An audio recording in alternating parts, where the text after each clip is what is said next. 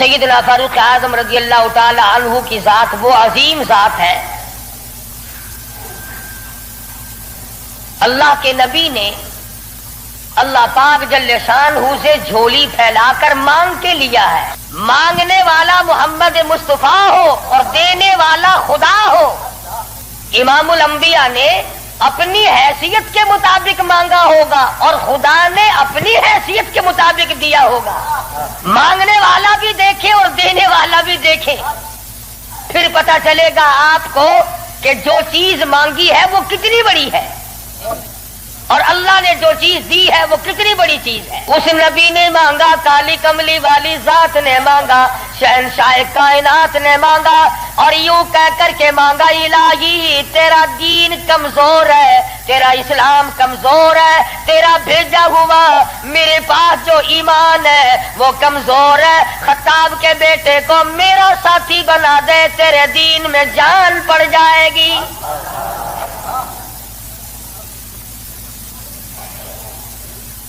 گویا فاروق اعظم اسلام کی شان و شوکت ہے، اسلام کی عظمت بن کر آئے، اسلام کی سربلندی بن کر آئے، اور محبوب دو عالم صلی اللہ علیہ وسلم نے مانگا، خدا نے دیا۔ اس لیے علماء کرام کہتے ہیں تمام صحابہ کرام، تمام کے تمام صحابہ کرام، چاہے ابو بکر صدیق کیوں نہ ہو، عثمان ذی النورین کیوں نہ ہو، علی مرتضی رضی اللہ تعالیٰ عنہ کیوں نہ ہو، طلحہ زبیر کیوں نہ ہو، سعد ابی وقاص کیوں نہ ہو، خالد بن ولید کیوں نہ ہو، عبد الرحمن بن عوف کیوں نہ ہو، حضرت ابو عبیدہ بن جراح کیوں نہ ہو، امیر معاویہ رضی اللہ تعالیٰ عنہ اجمعین، کوئی کتنا بڑا صحابی کیوں نہ ہو، علماء کرام کہتے ہیں تمام کے تمام صحابہ حضور کے مرید ہیں، فاروق اعظم حضور کی مراد ہے۔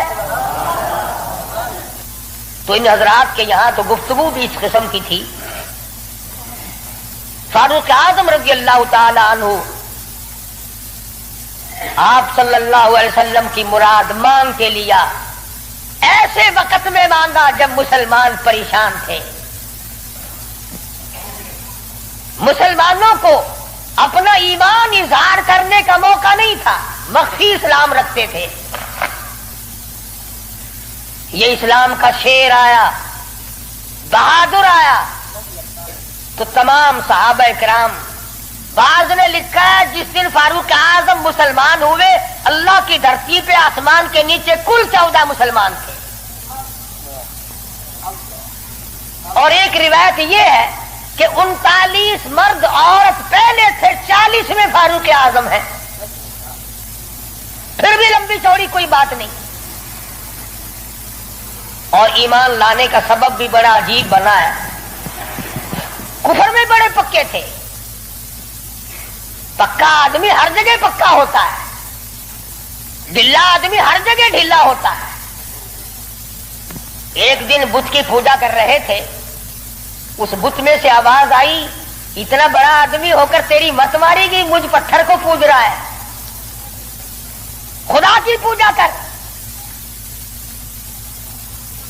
حضور صلی اللہ علیہ وسلم کے بارے میں خیال ہوا کہ یہ شاعر ہے، قرآن کریم پڑھتے ہوئے سنا، تردید ہوتی چلی گئی۔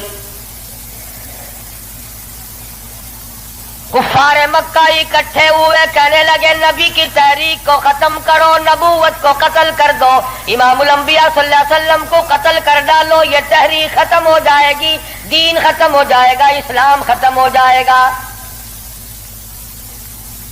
مشورہ ہوا آپس میں بیٹھ کر اس کام کو کون کرے، سارے مکے والوں نے اتفاق کیا خطاب کا بیٹا کر سکتا ہے۔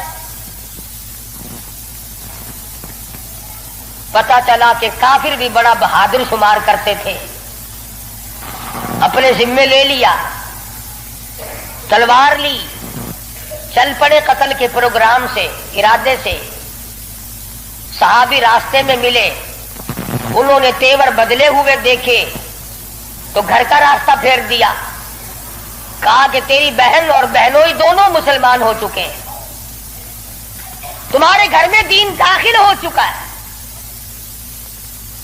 اسی وقت طبیعت میں مزید جلال آ گیا، میرے گھر میں دین آ گیا، ایمان آ گیا، اسلام آ گیا۔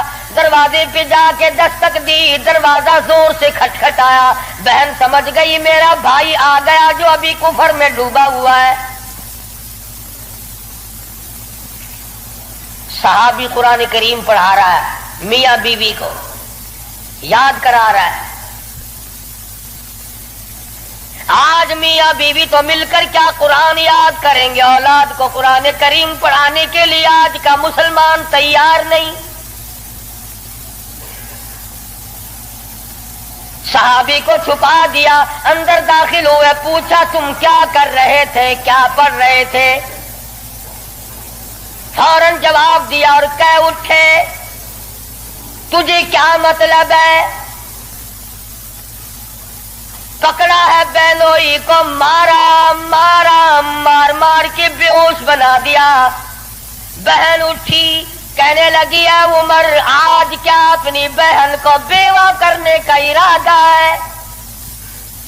اجاڑنے آئے ہو، بسے ہوئے گھر کو برباد کرنے آئے ہو۔ بہنوئی کو چھوڑ دیا، بہن کو پکڑ لیا، اتنا مارا، ناک سے خون جاری، آنکھوں سے خون جاری، منہ سے خون جاری، مارا ہے اپنے دین کی وجہ سے۔ اللہ پاک نے بہن کو توفیق دی، وہ کہنے لگی ہے عمر دل سے نکال دی یہ بات کہ مار مار کے توحید کی امانت میرے سینے سے نکال دو گے۔ یہ تو خون کے قطرے قطرے میں بسی ہوئی ہے، رگ و ریشوں میں بس چکی ہے۔ تو مارتا تھک جائے گا، میں مار کھاتی نہ تھکوں گی۔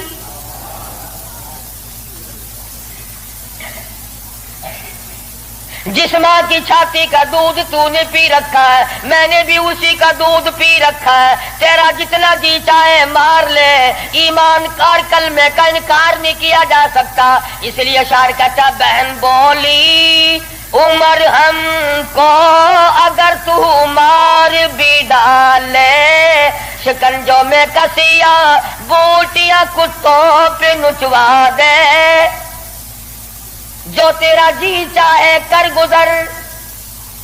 میرے ایمان کی یہ کیفیت ہے، ہم اپنے دین حق سے ہرگز پھر نہیں سکتے ہیں۔ بلندی معرفت کی مل گئی ہے، گر نہیں سکتے۔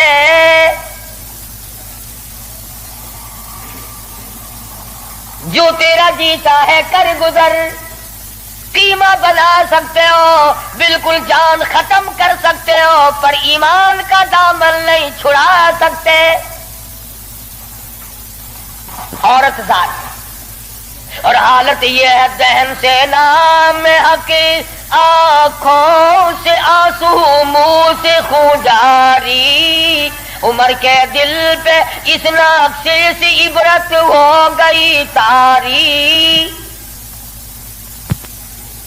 سوچتے ہیں میرے سامنے کبھی بولی نہیں، آج کیسے بول رہی ہے؟ کیا بات ہے؟ بھائی سے ڈر جانے والی بہن، روب کھانے والی بہن، کبھی میرے سامنے کلام نہیں کیا۔ کس چیز نے آج اتنی طاقت دے دی، جرأت دے دی، شجاعت دے دی، بہادری دے دی، اسپرٹ داخل کر دی؟ آج مجھے چیلنج کر رہی ہے، علل اعلان کہتی ہے تو مارتا جا، میں مار کھاتی جاؤں گی۔ پیچھے کو ہٹ کر بیٹھ گئے اور کہنے لگے کہ فاطمہ میری بہن، اب تو وہ دکھا دے تم کیا پڑھ رہی تھی۔ ایسے وقت میں بھی قرآن کریم کا تقدس ملحوظ ہے۔ پاکستان کے مسلمانوں، تم نے اخبارات میں پڑھا سنا، شرم نہیں آئی؟ 15 شہروں میں قرآن کریم کی توہین کی گئی، اللہ کے قرآن پہ پخانے کیے گئے، گندگی میں پھینکا گیا، جلایا گیا۔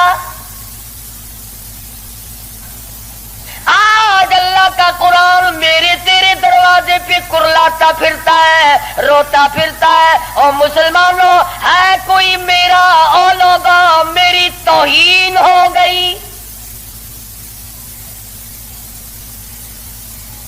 اس کا وارث کون بنے؟ قرآن کریم کے وارث مدینے کے قبرستان میں سو گئے۔ فاطمہ بنت خطاب نے اس وقت میں بھی ادب کو ملحوظ رکھا، کہنے حالانکہ بال پھٹے ہوئے ہیں، کپڑے پھٹے ہوئے ہیں، خون تھوک رہی ہے، خامد بے ہوش پڑا ہے، ایسی حالت میں بھی کہتی ہے میں تجھے دکھا تو دیتی مگر تو کافر پلیت ہے۔ قرآن کریم میرے اللہ میاں کا مقدس کلام ہے۔ عورت ذات ہو کر ایسے وقت میں بھی بالکل پرواہ نہ کی۔ آج ہم قرآن مجید کی جھوٹی قسمیں کھانے کے لیے تیار ہیں، اس کو تعویذ گنڈوں میں استعمال کرنے کو تیار ہے، مر جائے کوئی میت کی بغل میں رکھ کر قبر تک لے جانے کا مشغلہ بنا لیں گے۔ اور قرآن کریم کے وارث کہاں گئے؟ قرآن کریم کے مالک کہاں چلے گئے جو یوں پوچھے بے ادبی کرنے والوں تم کون ہو؟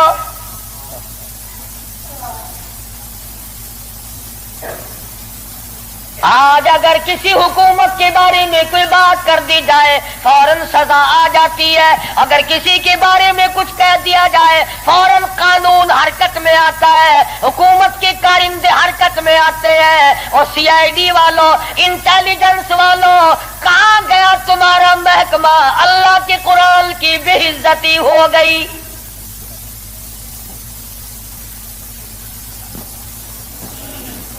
جاؤ فاطمہ بنت خطاب کی قبر سے جا کے پوچھو، لہو تھوک رہی ہے، خامد بے ہوش پڑا ہے، بھائی نے سر کے بال پکڑ کے مارا ہے۔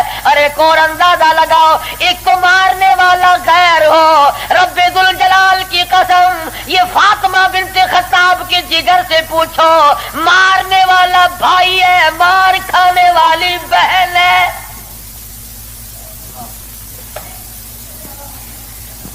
چوری نہیں کی، ڈاکہ نہیں مارا، گناہ کوئی نہیں کیا، قصور کوئی نہیں کیا، قرآن کریم کیوں پڑھتی ہے؟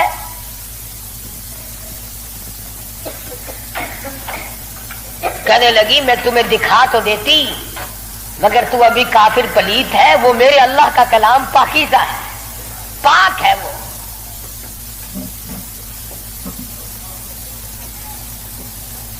دیکھوں گا ضرور، میں پاک کیسے ہو سکتا ہوں؟ کہنے لگی پانی لاتے۔ اندازہ لگاؤ، قربان جاؤں فاطمہ بنت خطاب، تیری ایک ایک ادا پہ روتی جاتی ہے، خون تھوک رہی ہے، پانی لا رہی ہے، اور پانی لا کر کے بھائی کے اوپر پانی ڈالتی جاتی ہے، خون بھی تھوک رہی ہے، آنسو بہا رہی ہے، اور آسمان کی طرف چہرہ اٹھا کر یوں چپکے سے جھولی پھیلا دی، الہی باہر کو میں دھو رہی ہوں، اندر کو تو پاک کر دے۔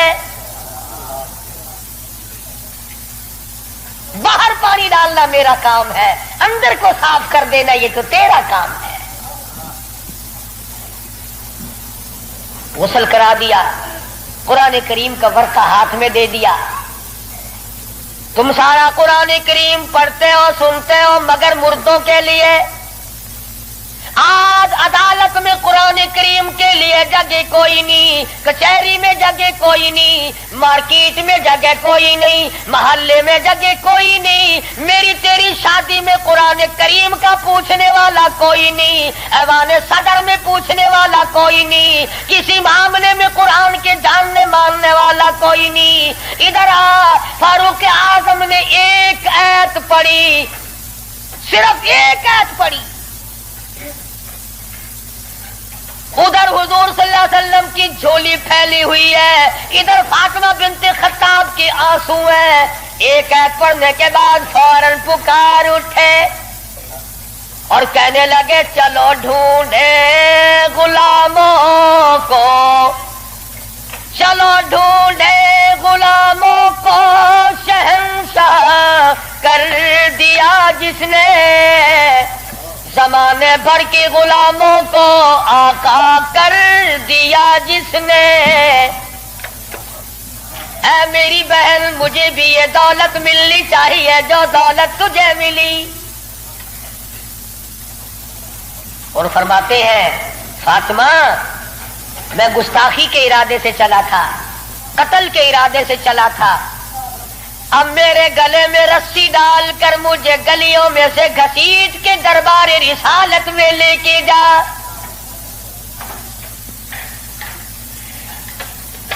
سجدہ شکر کیا بہن نے، الہی تیرا شکر ہے میرے بھائی کو ہدایت ہو گئی، میں اپنی مار بھول گئی، میں اپنا دکھ بھول گئی، اپنی پریشانی بھول گئی، زخموں کو بھول گئی. اے میرے اللہ تیرا لاکھ لاکھ شکر ہے میرے بھائی کو اسلام کی دولت مل گئی.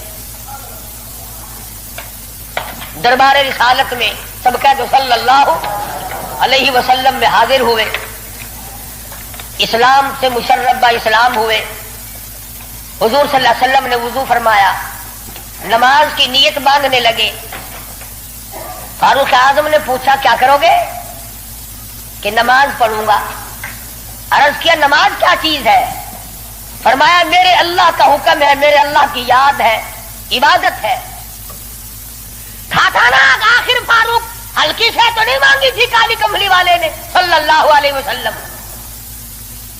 بہادر بول اٹھا میرے آقا، وہ دن گئے جب آپ کوٹڑی میں نماز پڑھا کرتے تھے، چھپ چھپ کر نماز پڑھا کرتے تھے. یہ آج سے پہلے کی باتیں تھی. ساری دنیا حرم میں عبادت کرے، بیت اللہ میں عبادت کرے، آپ کوٹڑی میں نماز ادا کرے کیوں؟ اسی وقت چلو بیت اللہ میں نماز ہوگی.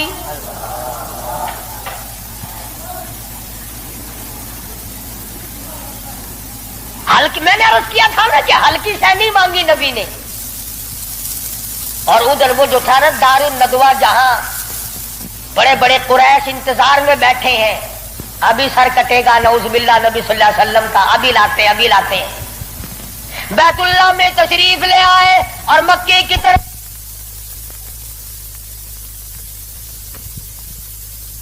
بچے دوڑے لو بھی کام بن گیا. جس کام کے لیے ہم نے بھیجا تھا وہ کام بن گیا. نعوذ باللہ نبی کو شہید کر دیا گیا. سامنے آئے فاروق اعظم فرمانے لگے آؤ، جس نے اپنے بچے یتیم کرانے ہو وہ مقابلے میں آ جائے، جس نے اپنی بیوی کا سہاگ اجاڑنا ہو سامنے آؤ. وہ دن گئے جب تم میرے محبوب کو تنگ کیا کرتے تھے. اب انگلی کا اشارہ کرو گے میں انگلی کو کاٹ کے رکھ دوں گا. آنکھ کا اشارہ کرو گے اپنے محبوب کی حمایت میں تمہاری آنکھ نکال کے پھینک دوں گا.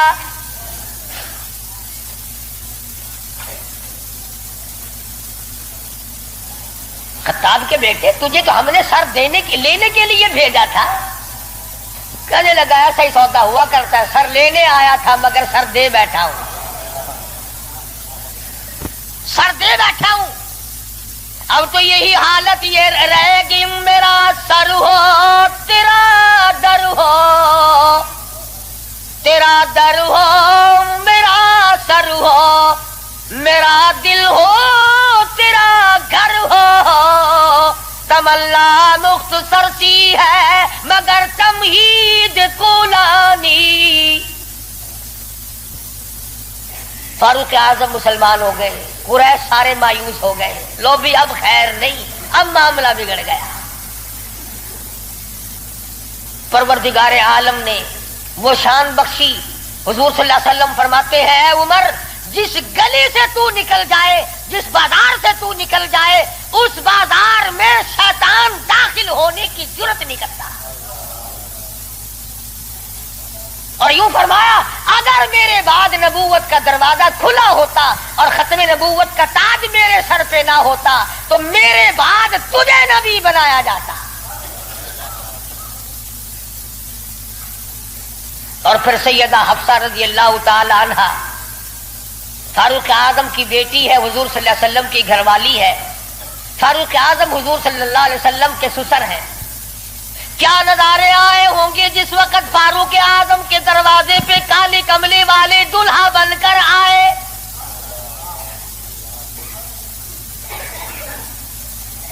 جس کا داماد امام الانبیاء ہو، کیا کہنا اس کی عظمتوں کا.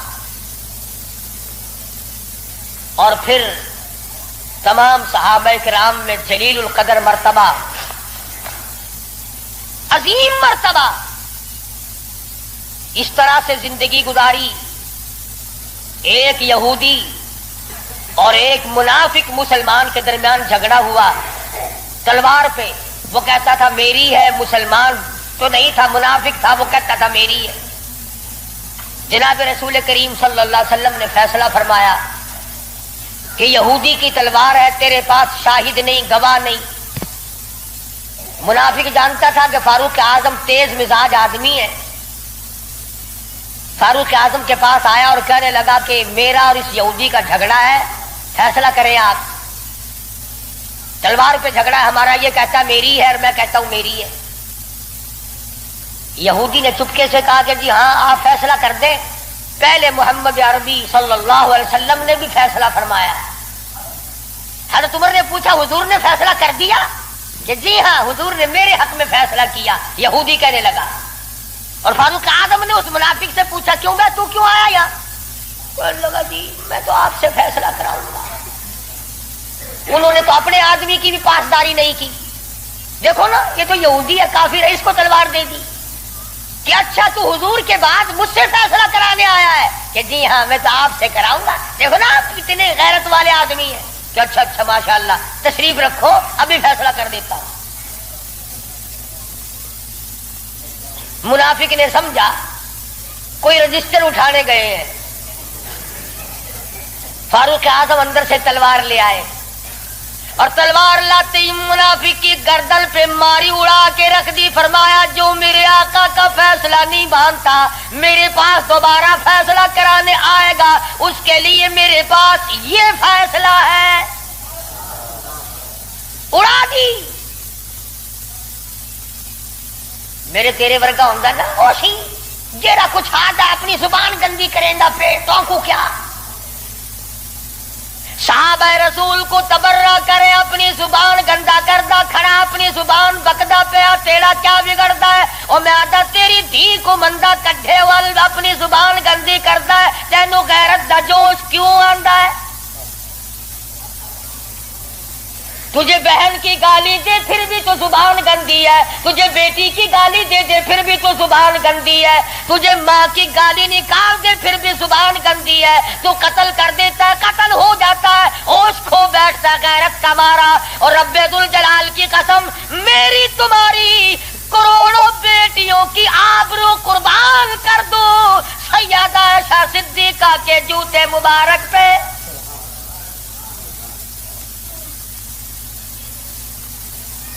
کیوں گالی دے کوئی کسی کو؟ کہاں سے جرت آ گئی؟ کیوں جرت کرتا ہے کوئی کسی صحابی کو یا کسی صحابیہ کو گالی دینے کی؟ وہ مذہب کس کام کا جس میں گالیاں دی جائے؟ وہ مذہب ہے کوئی؟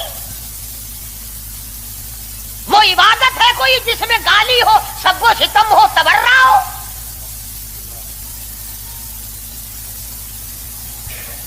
آج اگر کسی مغلیہ خاندان کے فرزند کی حکومت ہوتی ہم پھر دیکھتے کہ کون ہے امیر معاویہ کو سب و ستم کرنے والا اور کون ہے اما عائشہ کو بھونکنے والا.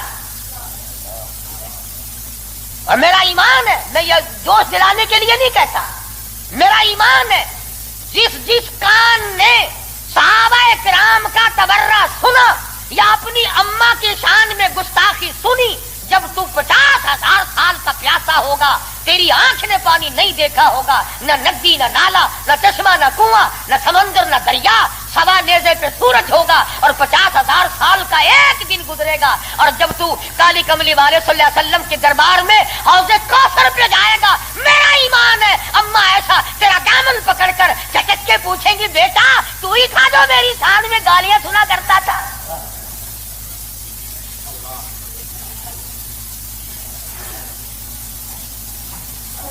تماشا نہیں ہے، دین ہے دین.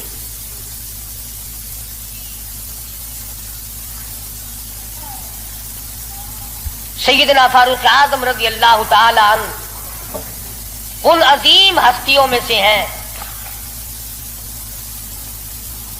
جنہوں نے اپنے دور خلافت میں اسلام کے نام پر 18,000 شہر فتح کیے. 1000 شہر فتح کیے. کوئی مائی کا لال ایسا کام قیامت تو آ سکتی ہے مگر فاروق اعظم کی طرح تو فتح تو کر کے دکھائے.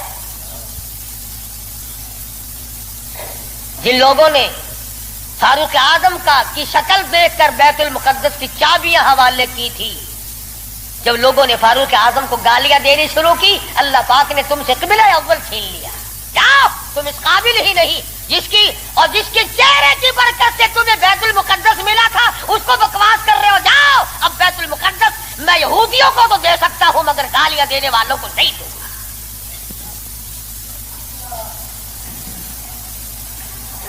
بڑی عظمت کے مالک ہیں سیدنا فاروق اعظم رضی اللہ تعالی، جنہوں نے اپنے دور خلافت میں وہ عدل کیا. اب وہ منافق کی گردن جو اڑا دی نا، منافق تو بے شمار تھے، اوپر سے مسلمان بنے ہوئے تھے، اندر سے پکے یہودی تھے. ہائے ہائے، دیکھو بالکل بے گناہ اپنے دروازے پہ. ارے بھائی اکرام کرنا چاہیے تھا، کلمہ گو کو قتل مار کر دیا. ہائے ہائے ہائے. سارے اکٹھے ہو کے اور دربار رسالت میں گئے، دربار رسالت میں گئے. ہائے مر گئے، ہائے مر گئے، ہائے ہائے. حضور صلی اللہ علیہ وسلم نے پوچھا کیا ہوا؟ ارے بس وہ تمہارا ہے نا. وہ کون؟ ارے وہ بڑا، آپ نے بڑا بنا رکھا ہے نا اسے. کون؟ اجی وہ ہے نا جس کو فاروق اعظم کہتے ہیں، عمر. ہاں. حضور صلی اللہ علیہ وسلم نے فرمایا ہاں ہاں کیا بات ہے، بالکل بے گناہ، بے قصور، بے خطا، بڑا نیک آدمی، حاجی، قاضی، نمازی، تلوار ماری گردن اڑا دی مسلمان کی. ہاں یہی تو دکھ ہوا، مسلمان کو مار دیا، بدلہ دلواؤ جلدی کرو. انہوں نے سوچا چلو ہمارا تو ایک کمینہ گیا پر بدلے میں فاروق اعظم کو قتل کریں گے. امام الانبیاء محبوب کبریا حضرت محمد مصطفیٰ صلی اللہ تعالی علیہ وسلم نے فاروق اعظم کو بلا بھیجا.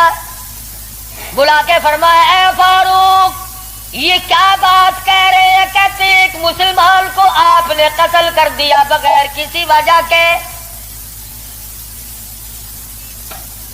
فاروق اعظم پریشان ہوئے، میں اب کیا کروں؟ ادھر سے جبریل امین قرآن لے کر آ گیا. فلا وربک. لوگوں، وہ کتنی بڑی شان کے مالک ہوں گے جن کی ضرورتوں کے مطابق قرآن اترا. فلا وربک، اے میرے محبوب تیرے رب کی قسم، مجھے اپنی قدرت کاملہ کی قسم، مجھے اپنی الوہیت کی قسم، مجھے اپنے جلال کی قسم، مجھے اپنی پروردگاری کی قسم، لا یؤمنون. اس وقت تک کوئی مسلمان ہو ہی نہیں سکتا، مسلمان بن ہی نہیں سکتا، حتی یحکموک فیما شجر بینہم. اور میرے محبوب جو تیرے فیصلے کو پلٹ دے، جو تیرا فیصلہ نہ مانے، وہ مسلمان کہے گا. میں خدا قسم کھاتا ہوں فاروق نے مسلمان نہیں مارا بلکہ یہودی منافق مارا ہے.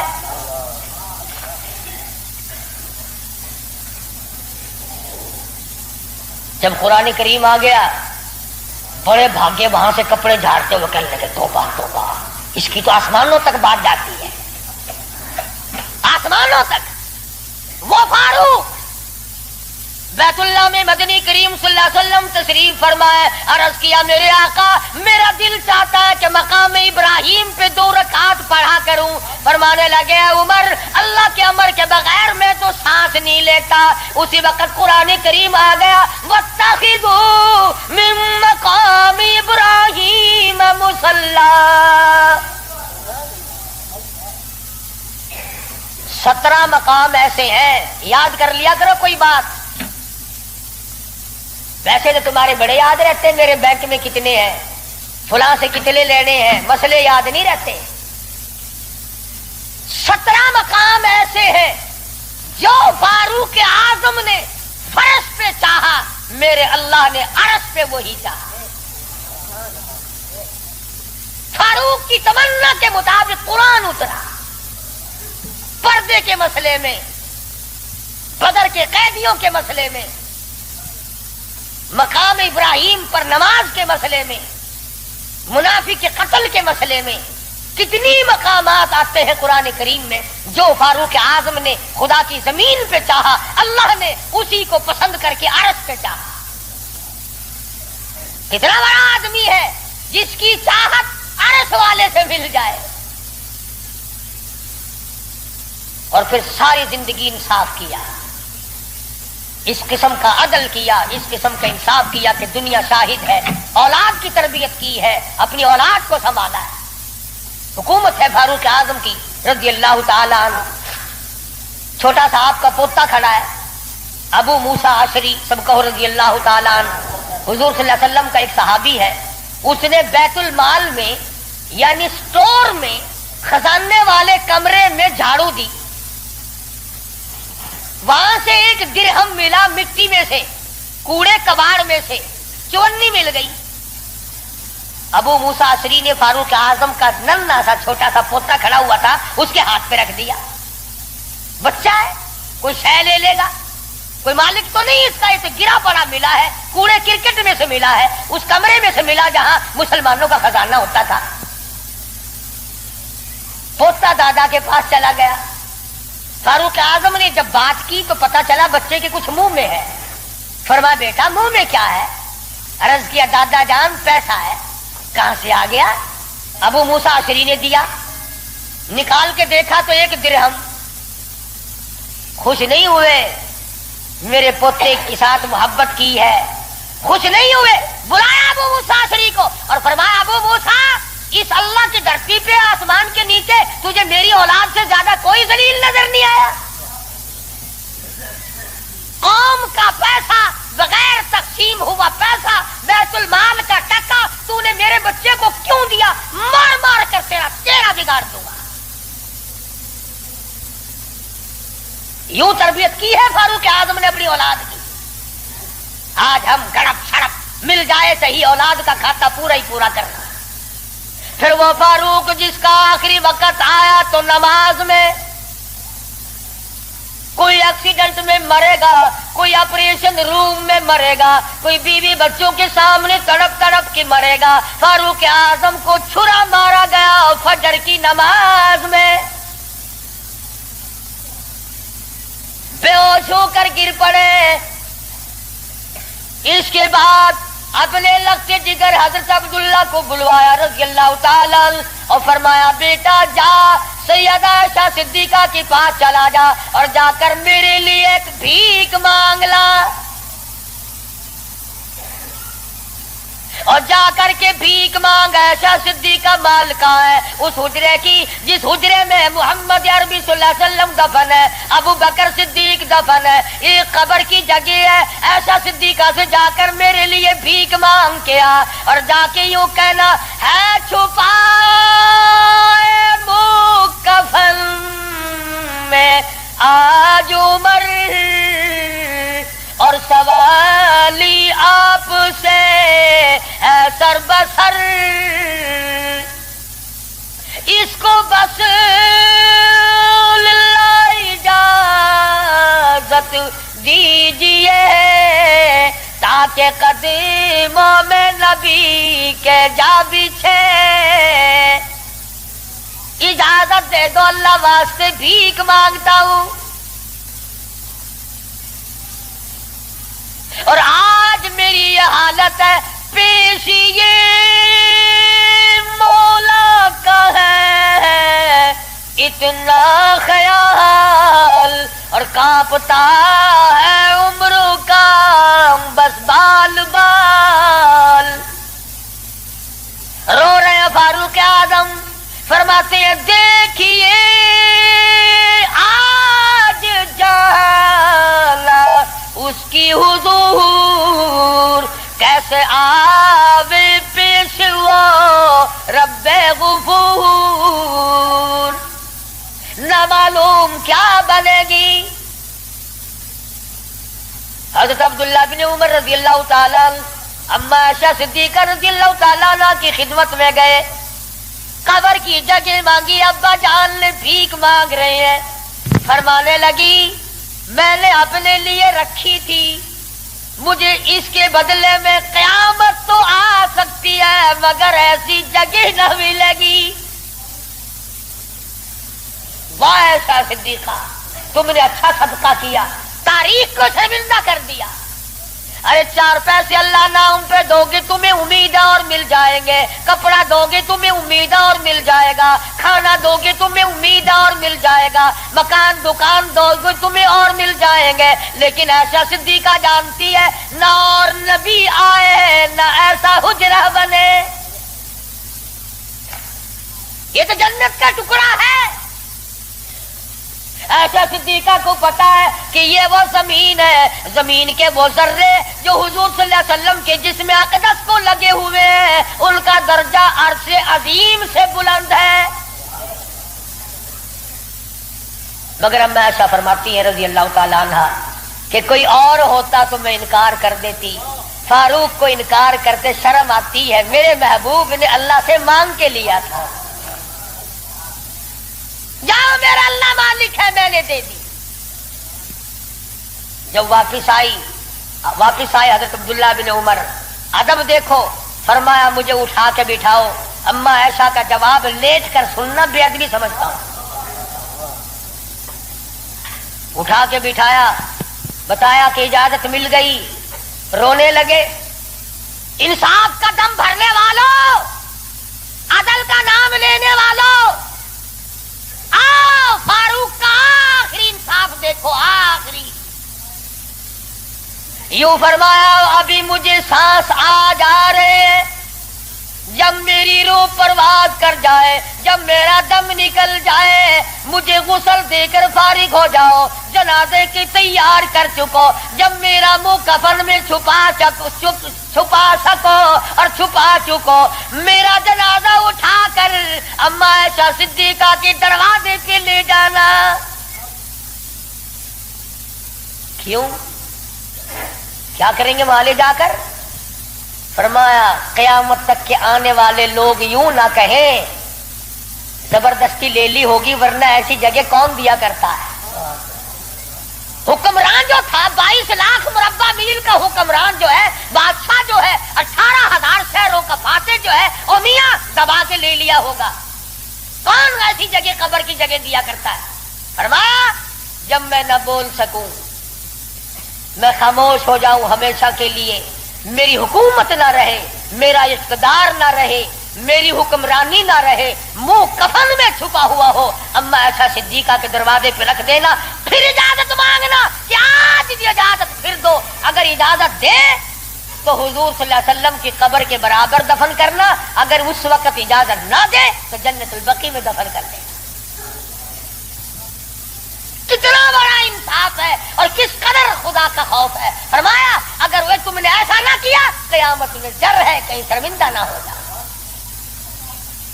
جس نے ساری رات لوگوں کی چوکیداری کی، پہرے داری کی، جو اپنی پیٹھ پہ اٹھا کر آٹے اور کھجوروں کی بوری اگر غربا کو لا کے بھی دیتا تھا، جو یتیموں اور محتاج اور غریبوں کا کھانا پکایا کرتا تھا، جب فاروق اعظم کا انتقال ہوا، مدینے کے یتیم روئے، مدینے کے بیواریں روئی، محتاج روئے، اب کون ہماری خبرگیری کیا کرے گا؟ تو یکم محرم الحرام فاروق اعظم رضی اللہ تعالیٰ عنہ کی شہادت کا دن ہے۔ افسوس یہ ہے کہ ہمیں پتہ ہی نہیں کون شہید ہوا، کون عام موت مرا ہے۔ عثمان ذی النورین شہید مدینہ ہے رضی اللہ تعالیٰ عنہ، فاروق اعظم شہید مدینہ ہے، بلکہ شہید مسجد نبوی ہے۔ حضور صلی اللہ علیہ وسلم کے محراب پہ، حضور کے مصلی پہ کھڑے ہوئے فاروق اعظم کو چھرے مارے گئے۔ اور پھر اس سے بڑھ کر کیا پیار ہوگا؟ تم سارے قرآن کو ٹھیک ہے یاد رکھو، حدیثوں کو یاد رکھو، تاریخی واقعات کو یاد رکھو، اور جسے شک ہو، جسے یقین نہ ہو، وہ آج مدینے چلا جائے اور جا کے پوچھے او کالی کملی والے، یہ تیری بائیں طرف کون سویا ہوا ہے؟ حضور صلی اللہ علیہ وسلم نے فرمایا ہاکذا نبعث یوم القیامہ، ہم قیام ایک ہاتھ میں ہاتھ صدیق اکبر کا تھا اور ایک ہاتھ میں ہاتھ فاروق اعظم کا تھا۔ یوں فرمایا جب میں قیامت میں اٹھوں گا ان دونوں ساتھیوں کے ہاتھ میرے ہاتھ میں ہوں گے، ہاکذا نبعث یوم القیامہ۔ او کما قال النبی صلی اللہ علیہ وسلم. تو بھائی تمام صحابہ کرام کے خادم بنو. سارے صحابہ پکے سچے، اہل بیت سچے، تمام کے تمام جلیل القدر لوگوں میں سے ہیں. کسی کی برائی نہ کرو. انشاءاللہ زندہ رہے اگلے جمعے امام حسین رضی اللہ تعالی عنہ کی شہادت بیان ہوگی. باقی ان دنوں میں لوگوں میں دستور ہے، رواج ہے، شہادت نامے غلط غلط کتابیں چھپی ہوئی ہیں، جنگ نامے پڑھنے کا، جنگ زیتون پڑھنے کا، اور غلط غلط روایات قسم کی باتیں سننے کا. اس لیے ہماری گزشتہ دوسرے تیسرے سال کی کیسٹیں ہیں شہادت امام حسین رضی اللہ تعالیٰ عنہ کی. یہاں میرے لڑکا باہر طیب دروازے پہ لیے بیٹھا ہے، میں نے خود منگائی ہیں تاکہ عورتیں سنیں، مرد سنیں، پڑوسنے سنیں، آپ سنیں، گھر والے سنیں، اور اہل بیت کی محبت سے واقف ہوں، ان کی عظمت سے واقف ہوں، ان کے طریقہ کار سے واقف ہوں. تو اس تمام چیزوں کو ملحوظ خاطر رکھتے ہوئے جہاں آپ اپنے گھر کی ہر چیز کو خریدتے ہیں کہ اس کے بغیر گزارا نہیں، اس کے بغیر گزارا نہیں، میں یہ بھی کہتا ہوں کہ اہل بیت کی محبت کے بغیر بھی گزارا ہے. اہل بیت کی محبت کے بغیر بھی گزارا نہیں. کیوں؟ اس لیے کتنی بڑی شان ہوگی اس جوان کی جو حضور کے کندھے پہ بیٹھ کے کھیلا کرتا تھا. ایک بات عرض کر دوں، آخری معمول چھوٹی سی بات ہے. یہاں کندھے پہ سیدنا امام حسین بیٹھے ہیں سب کا رضی اللہ تعالیٰ، اور حضور اپنے کندھے پہ اٹھا کر مدینے کی گلی میں تشریف لے آئے. تو فاروق اعظم نے فرمایا سبحان اللہ، کتنی شاندار سواری ہے، کتنی شاندار سواری ہے. تو حضور نے فرمایا اے عمر، یوں بھی کہو نا کہ کتنا شاندار سوار ہے. سوار بھی کتنا شاندار ہے، کتنا بہترین ہے. تو کیسٹ میں آپ کو سب کچھ ملے گا. اور میں انشاءاللہ بتاؤں گا کہ حسین کے کان میں اذان کس نے دی، حسین کے حلق میں گھٹی کس نے ڈالی، حسین کھیلتا کہاں تھا، حسین کی زندگی کس نے بنائی، تربیت کس نے کی، تعلیم کس نے دی، کس ماحول میں ہوئی. یہ انشاءاللہ آئندہ جمعہ سویرے سویرے آنا. باقی ان دنوں میں شہادت امام حسین کی کیسٹ لے جاؤ، خود سنو، ہوٹلوں پہ، دکانوں پہ، بیٹھکوں میں، گھروں میں بیٹھ کر سنو. صحابہ کرام اور اہل بیت کا ذکر محبت کے ساتھ ہوگا، یہ بھی اجر عظیم کا ذریعہ بنے گا. وآخر دعوانا ان الحمدللہ رب العالمین. اللہم صلی وسلم وبارک علی سیدنا مولانا محمد. اللہم صلی وسلم وبارک علی سیدنا مولانا محمد النبی الامی الہاشمی وعلی آلہ واصحابہ برۃ الکرام. یا اللہ سب بیماروں کو شفا عطا فرما. قاری عبدالاول کے سسر کو تکلیف ہے، اللہ پاک شفا کاملہ عاجلہ مستمر عطا فرمائے. ایک اور ساتھی ہے، ان کا بھائی بیمار ہے. میری طبیعت پورا ہفتہ ہو گیا بڑی ناساز ہے، دعا فرماؤ. اللہ تبارک و تعالیٰ سب کو صحت کلی عطا فرمائے. موت آئے تو سب کو کلمے اور ایمان والی موت عطا فرما. یا اللہ سارے صحابہ کرام کا خادم بنا، صحابہ کرام کا غلام بنا، اہل بیت کا غلام بنا. سب کے کاروبار میں برکت عطا فرما. یا اللہ بدعات اور رسومات سے بچا.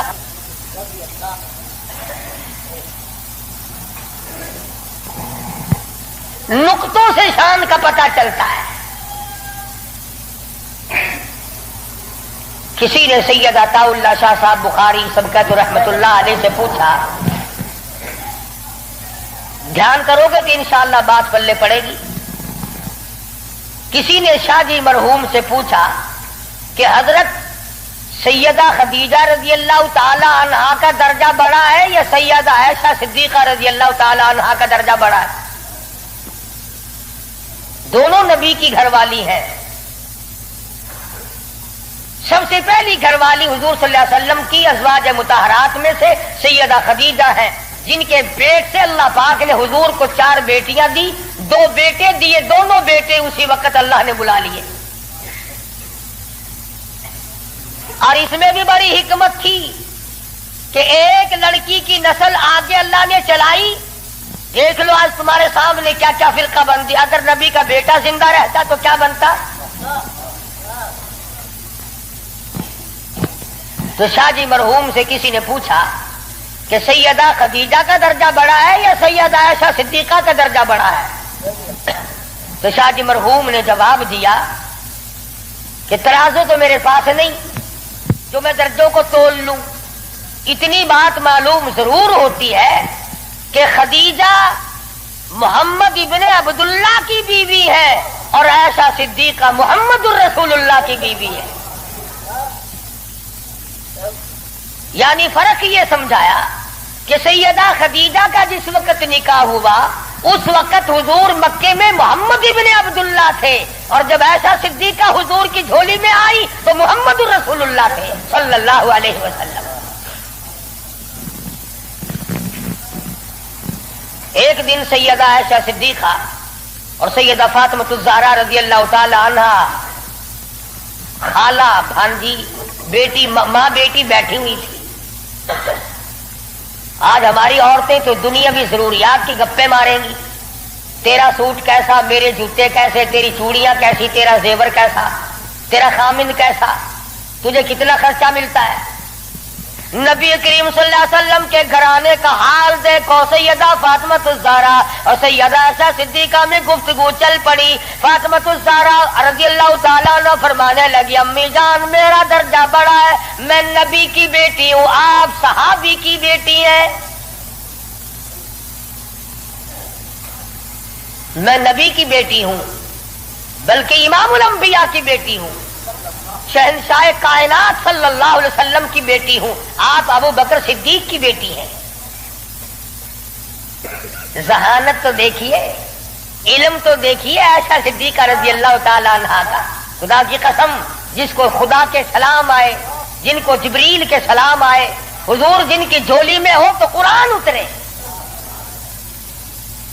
سیدہ عائشہ صدیقہ فرمانے لگی بالکل بیٹی ٹھیک ہے، بے شک مانتی ہوں تیرا درجہ بڑا ہے، آپ شہنشاہ کائنات کی بیٹی ہیں، امام الانبیاء کی بیٹی ہیں، محمد الرسول اللہ کی بیٹی ہیں، آپ کالی کملی والے صلی اللہ علیہ وسلم کی بیٹی ہیں، میں ابو بکر صدیق صحابی کی بیٹی ہوں. بالکل ٹھیک ہے، مگر یہ رشتے ناتے دنیا کے ہیں. لختے جگر میں نے تیرے ابا سے سنا، شہنشاہ کائنات صلی اللہ علیہ وسلم سے سنا، جس عورت کا نکاح جس آدمی کے ساتھ ہوگا قیامت میں اسی کے ساتھ اٹھے گی، اسی کا پلہ پکڑ کے جنت میں جائے گی. تو خاتون جنت ہے فاطمہ، میں نے تیرے ابا سے سنا ہے اس بات کے مطابق جس وقت جنت کا داخلہ ہوگا تیرے ہاتھ میں علی مرتضیٰ کا ہاتھ ہوگا، میرے ہاتھ میں امام الانبیاء کا ہاتھ ہوگا.